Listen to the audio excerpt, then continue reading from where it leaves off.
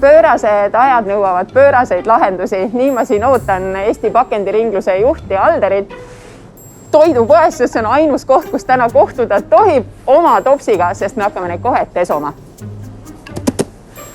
No hei! Tšau! Kaasaegne kohtumine toidupoes. Muidugi. Ole hea! Aitäh! Muidugi on see lugu palju laiem kui ainult pakenditeso. Kas teadsite, et keskmine eestlane toodab aastas peaaegu 160 kilogrammi pakendit? Üks väike salatikarp kaalub kodukaalu andmetel 10 grammi. Niisiis, kui sa muud pakendit ei tekitaks kui ainult väikeseid salatikarpe, toodaksid sa aastas 16 000 väikese salatikarbi jagu pakendit. Võta selle karri broileri salati palun. Yes. Ma võtsin meile kahvlit ka kaasa. Ongi, jah. Aga kuidas see kahvlite tesomine käib? Suust läbi. Suust puhtaks. Aitäh. On päris lahe masin, vaata, kus elendab. Huvitav, kus ma nüüd tean, et ta tegelikult puhtaks teeb selle? No. Maitses tunned pärast. No nagu tuled ju kodust puhta karbiga välja, et päris nagu musta kaasa ei võtavad, aga järelikult ikka midagi jääb külge. See toiduohutus vist on teema. Ja see toiduohutus on tõsine teema, jah. Aitäh teile! Stockmanni kaubanduskeskuse toiduosakonnas töötab ultraviolett valgusabil baktereid hävitav masin Violetta. Põnev aparaat, mis tapab vaid mõne sekundiga kõik sinu karbile jäänud bakterid. Masin valmis poe ja Tallinna Tehnikaülikooli inseneride koostöös, sest Stockmanni kliendid soovisid toite oma karbiga kaasa osta. See on hea näide sellest, et kui tarbija midagi tahab, hakkab kaupmees lahendusi otsima. No pakendi teekond on selline, et inimesed sorteerivad pakendi olmeetmast välja, viivad selle pakendi konteinerisse. Pakendiauto viib need siis pakendi sorteerimistehasesse, kus need sorteeritakse. Kõik, mida saab ringlusse võtta, võetakse välja. Kõik, mida ringlusse võtta ei saa või on siis määrdunud, eks ole, liiga, et need lähevad täna energiakasutuseks. Ja see sõltub pakendi konteineri sisust, et seal kuni 50% on võimalik ühest segapakendist välja võtta. Klaasi puhul seda probleemi ei ole, eks ole. Tegelikult põhiprobleem ongi täna erinevate plastide puhul ja siis mitmest materjalist koosnevate pakendite puhul, millele siis ringlusse võtta ongi suht võimatu. Suur abi oleks keskkonnale kindlasti, kui aina rohkem inimesi oma pakenditega poodi läheks ja näiteks sama saatki ostaksid. Ma mäletan mõned aastad tagasi, mina olen Saaremaa tüdruk, läksin Saaremaale poodi oma taaskasutatava kotiga, et ostan puuvilju ja mul ei müüdud. Ühest tavalisest väiksest poest öeldi, et see pole meie pakend, et kuidas tänaseks need asjad muutunud on. See oli üks 6-7 aastat tagasi. Ja, ütleme nüüd, et ega selle asja võti on see, et kui tarbijad nõuavad seda, siis kindlasti sellised võimalused tekivad ja täna on ikkagi näha seda, et see muutus on toimunud ja kindlasti saab hoogu juurde. Kuidas see pakendi ringluse elu mõjutab? Kas see teeb teie elu keerulisemaks sorteerimise koha pealt või siis taaskasutuse koha pealt? No selles mõttes ta mõjutab meid ju hästi, et mida vähem pakendit, seda vähem on probleemid nende ringlusse võttu või kuhu iganes suunamisega, et kus nende koht on. Lõpuks jääte töötaja?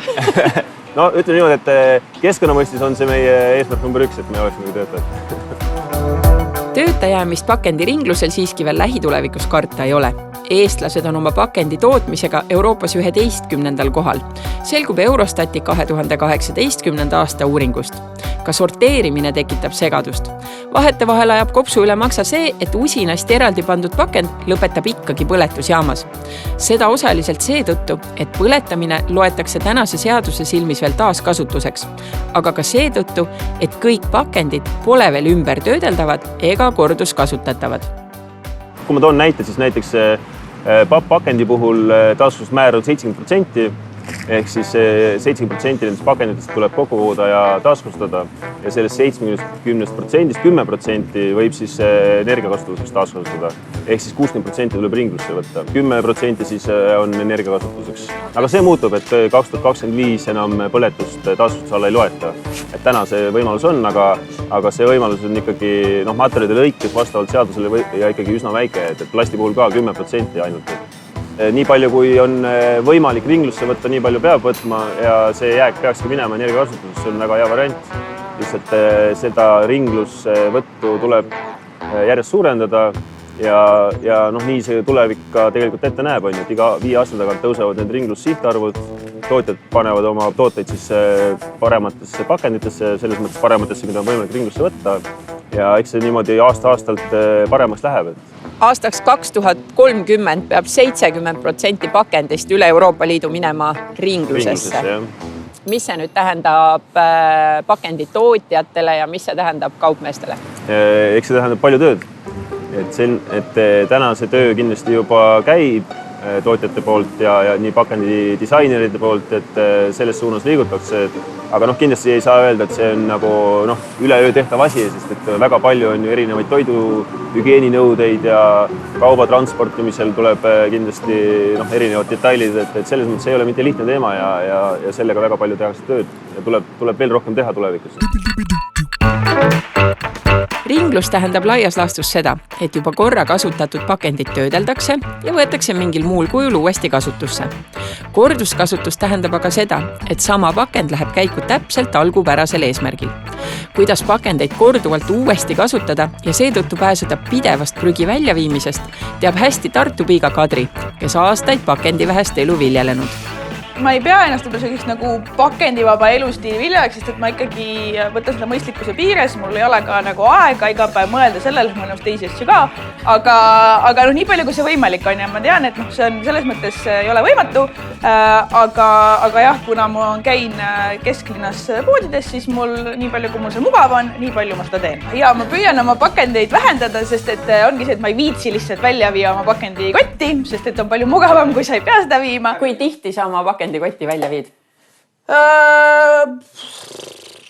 Paar korda kuus, ma arvan. 2 korda kuus, midagi sellist. Mina tarbijana, minu kohustus on pakendid eraldi korruda ja mina ei pea tegelikult teadma seda, mis on nende keemiline koostis ja kuidas neid ringlusse saab võtta. See on nüüd see koht, kus tegelikult tootjad peaksid looma pakendeid, mis on ringlusse võetavad ja see on ka tegelikult Euroopas võetud eesmärk aastaks 2030 Euroopa rohelise kokkuleppe järgi peavad olema Euroopa Liidus kõik pakendid kas ringlusse võetavad, see tähendab siis, et see pakend töötatakse ümber või korduskasutatavad, mis on veel parem variant. Põhimõtteliselt ajab Kadri poodides käies läbi paari võrkkoti, mõne karbi ning purgiga. Pakendi kogus saab märkimisväärselt vähendada, kui teed kodus ise süüa ega osta valmis toite. Kui saad, võta poodi kaasa oma võrkkotid puu- ja juurviljade jaoks. Sellist toidukraami nagu hapu, koor, või ja liha saab oma karbiga ka näiteks turult, kuigi ega ka enam supermarketis imelikult vaadata, kui lihalõigu näiteks oma karpi pakkida palud. No kindlasti satud sa ka aeg-ajalt ökopoodidesse. Kuidas nüüd ökopoodides kogu see vähene pakend lahendatud on? See võiks nagu see mekka ju olla meil kaubanduses. Jaa, seal on ka tegelikult väga palju. Näiteks mulle väga meeldib see, et biomarket, kus mina käin, seal on enamus pesuvahendeid. On kõik suurtes kanistrites. Ma käingi oma nõudepesuvahendit, klaasipesuvedelikku, mis kõike, mis seal on, käin sealt ostmas oma anumasse. Mul on, ma arvan, need anumad mingi aastaid juba vist olnud. Väga lihtne, et ühesõnaga siin on näha, pump on olemas. Aga sul on juba kindel silt ka teada? Jaa, ma tean, see on see minu roheline silt. Ja just. Ja selle kogu see nõudepesuvahendiga sa tuled põhimõtteliselt siis toime umbes aasta? Enam-vähem, jah. No võib-olla isegi kauem. Kas sul nõudepesumasin ka on? Mul ei mahu see ära. Ma tegelikult ma tean, see oleks efektiivsem, aga mul ei ole seda väga kuhugi panna. No ja pakendi seisukohalt, kui me räägime nüüd sellisest pakendist, siis see on ju ka oluliselt keskkonnasäästlikum teha üks siuke suur kanister kui, ma ei tea, 15 väikest on ju. Just. Ja see on ilmselt ka siuke kõva plast, mida sa saad materjalile uuesti ringlusse võtta. Minu elu on siuke, et kui ma lähen poodis, ma lähengi, kuna ma töötan kodust, ma võtan nüüd mul on poodi mineku aeg, ma võtan siis kaasa need karbid, mis ma arvan, mis vaja on. Ma saan aru, et see on täiesti, see ei ole nagu kõigile reaalne elu, et sa lähed nagu sellise asja, inimesed ei käi niimoodi poes. See ei ole mugav. See ei ole mugav ja see ei peagi selles mõttes, mina ikkagi näen tulevikus, et inimesed ei peagi käima ringi oma karbikotiga nii-öelda. Et siin tegelikult peaksid tekkima, ütleme siis võib-olla nagu suuremad süsteemid, korduskasutuspakendi lahendused, kus ongi see, et meie näide, millele me saame alati viidata, on nii-öelda see panditaara, kus see karp on sul korduskasutatav, mis tähendab see, et sa ostad selle siis selle karbiga oma toidu ja sa annad ta ära siis kuhugi automaati. Ma tean, et selliseid asju väiksed juba Eestis katsetatakse, nii et ma usun, et 5 aasta pärast meil võib siin elu juba selles osas palju mugavam ja põnevam olla. 3 3 hästi lihtsat soovitust inimesele, et ta saaks ise kaasa aidata, et aastaks 2030 meil 70% pakendit ringluses oleks. No kõige parem soovitus ikkagi on see, et võimalikult palju jäätmeteket vältida. Number 2 on kindlasti ikkagi prügi sorteerida, õigetesse konteineritesse viia. Number 3 on siis see, et eelistadagi võib-olla neid tooteid, kus see pakend, mis seal ümber on, oled teadlik, et see läheb ringlusesse või on lihtsalt taaskasutada. Et siis anda nii-öelda tootjale signaal läbi selle.